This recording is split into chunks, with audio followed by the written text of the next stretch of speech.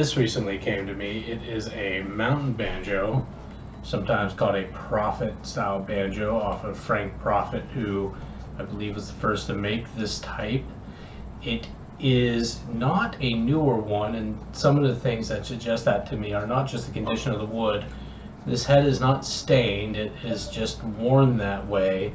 It's kind of somewhat cigarette smell, and the frets themselves are brass and they are without tang. They appear to be the slide in brass type, which is typically on older instruments.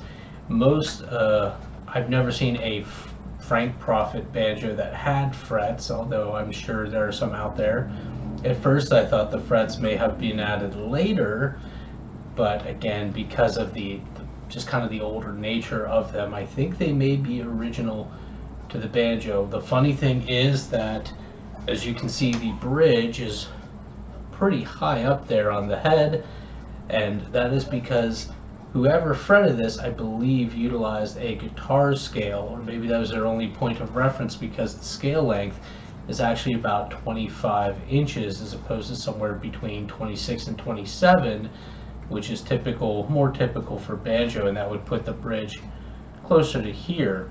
When this came to me, it had one violin peg and it had two broken pegs in the headstock. I've replaced those with some really early friction tuners and a friction fifth string tailpiece. Now, I did clean up and ream these for new violin type tuners that I got from Mark Ralston.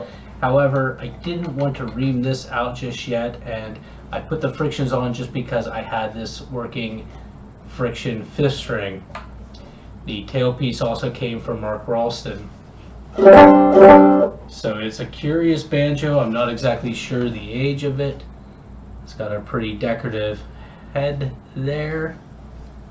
No volute, fairly tall nut. It's currently just strung up with Labella 17s. But I just put some work into it today, and this is where it's at.